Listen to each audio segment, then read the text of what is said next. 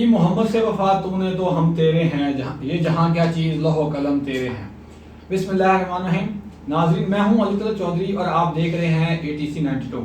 ناظرین آج ہم تحصیل میلسی ضلع ویاڑی کی نوجوان شخصیت کے پاس حاضر ہوئے ہیں جن کا نام ہے روز شاہد۔ السلام علیکم روز صاحب۔ وعلیکم السلام۔ روز صاحب آپ کا کیا حال ہے؟ الحمدللہ۔ روز صاحب آپ کا TLP سے کتنے عرصے سے آپ وابستہ ہیں اور آپ جیل میں بھی گئے رمضان شریف میں، اس کی کیا وجوہات تھیں؟ الصلاۃ والسلام علیکہ یا سیدی یا رسول اللہ وعلی آلک واصحابک یا سیدی یا حبیب اللہ۔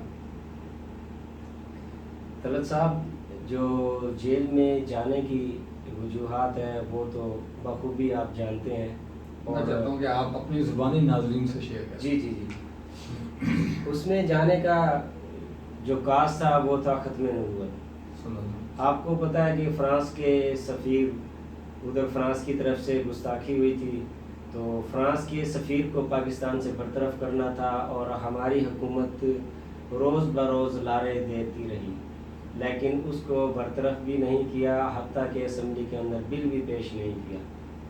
اسی ریزن کے تحت پروٹیسٹ ہوئے تھے، تو اس کے عوض ادھر جیل میں جانا ہوا۔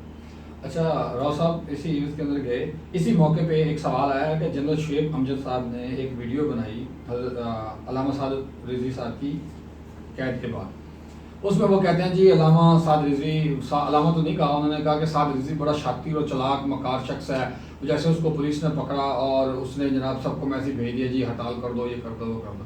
اب جہاں تک میں جانتا ہوں یا میرے کچھ دوستوں کا تعلق ہے سعد رضوی صاحب کے ساتھ، تو مجھے تو معلوم ہوا ہے کہ وہ انتہائی نفیس، سادہ، شریف النفس انسان ہے، اور اس جو ویڈیو دکھائی گئی ہے اس کے اندر پولیس والے نے فوراً سے پکڑا، اور علامہ سعد صاحب، ان کی ایج بھی کچھ زیادہ نہیں ہے، 23-24 سال کے قریب ہے، وہ بڑے ہکے بکے اور حیران رہ گئے اور وہ دیکھ رہے ہیں کہ ان کے ساتھ ہو کیا رہا ہے۔ تو کس وقت وہ میسیج دیا تھا؟ آپ تو TLP سے ہیں تو ذرا بتائیں ناظرین کو۔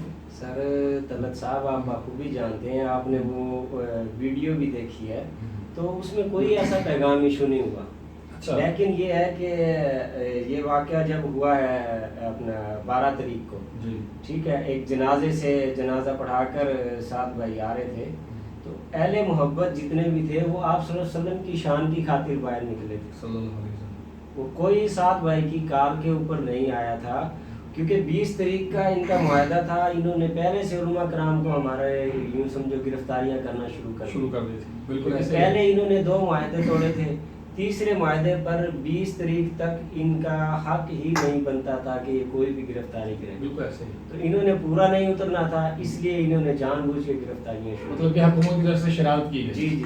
اچھا مطلب آپ جیل کے اندر کتنا عرصہ رہے اور وہاں آپ کا تجربہ کیسا تھا، عملے کا رویہ کیسا تھا آپ لوگوں کے ساتھ؟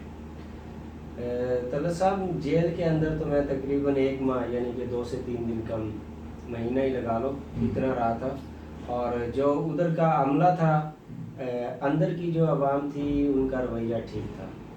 اچھا، ظاہر سی بات ہے وہ ان کے اندر بھی عاشقان رسول تھے صلی اللہ علیہ وسلم، اور مختلف کچھ ساتھی تھے جن کے سینے پر بیج بھی چسپاں تھے، تو دیکھ کر بڑی خوشی ہوئی۔ ادھر کا جو ایکسپیرینس تھا وہ الحمدللہ بہتر رہا۔ ادھر ہمیں یعنی کہ کچھ مشکلات تھی، لیکن جو ہمارا کاز تھا اس کے آگے وہ مشکلات ہمیں نہیں آڑے آتی، کچھ آڑے نہیں آتے تھے۔ اچھا راؤ صاحب، میں ناظرین کو بتاتے چلوں کہ آپ ہمارے جو ہے وہ بچپن کے دوست ہیں، ہمارے فیملی ٹرمز ہیں، تو یہ بتانے کا مقصد یہ ہے کہ جہاں تک میں جانتا ہوں آپ بڑے سلم سمارٹ تھے جیل جانے سے پہلے، اور آپ کا کلر بھی کوئی خاص کمپلیکس نہیں تھا، سمپل کلر تھا جس طرح کے میرا ہے۔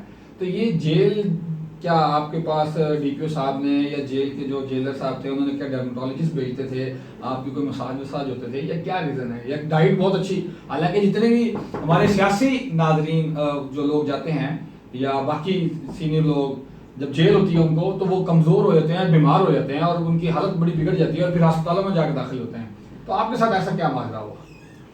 یہ تو طلعت صاحب، یہ تو رب کا کرم ہے، اور کہ جس کاز کے اوپر ہم ادھر گئے تھے تو اسی کی کرم نوازی ہے، باقی اچھا مطلب کہ آپ یہ کہہ رہے ہیں खुराक या कोई ऐसा इशू या कोई ऐसा सीन नहीं। आप ये कह रहे हैं कि वहाँ डर्माटोलॉजिस्ट नहीं था, खुराक अच्छी नहीं थी, कोई ख़ास डाइट प्लान नहीं था, तो हजूर सल्लल्लाहु अलैहि वसल्लम की मोहब्बत में या उनकी तरफ से जो अल्लाह पाक की रहमत होती है उस वजह से आपकी सेहत में भी इजाफा हुआ और आपके कलर में भी। जी जी अल्हम्दुलिल्लाह माशाल्लाह सुभानअल्लाह। अच्छा शाहिद साहब, आखिरी सवाल है, आप टीएलपी के नाज़रीन को क्या मैसेज देना चाहेंगे? टीएलपी के नाजरीन को मैसेज तो यही है कि ये जस्ट मामला जो था ये टीएलपी का नहीं था, मुकम्मल मुसलमानों के हवाले से ये मामला है। क्योंकि जब भी किसी भी कंट्री के अंदर आप सल्लल्लाहु अलैहि वसल्लम की शान में अगर ये गुस्ताखी की जाती है तो तमाम मुसलमानों को यकजा होने की ज़रूरत है। इसमें किसी फ़िरके का या किसी एक जमात का मामला नहीं है। ठीक है जी, राव साहब आपने अपना मैसेज दिया, बहुत शुक्रिया। नाजरीन देखा, राव साहब बता रहे थे कि हजूर सल्लल्लाहु अलैहि वसल्लम की शान के ऊपर जो पहरा देना है या उनकी हिफाजत करनी है इज़्ज़त की, वो खाली पाकिस्तानियों पर फ़र्ज़ नहीं है, पूरी मुस्लिम उम्मा को यकजा होना पड़ेगा और पाकिस्तान में भी इस मामले पर फ़िरकाबाजी से दूर रहना चाहिए और सब लोगों को मिल के आप सल्लल्लाहु अलैहि वसल्लम की मोहब्बत की खातिर काम करना चाहिए। बहुत शुक्रिया, अल्लाह हाफ़िज़। Subscribe and press the bell icon.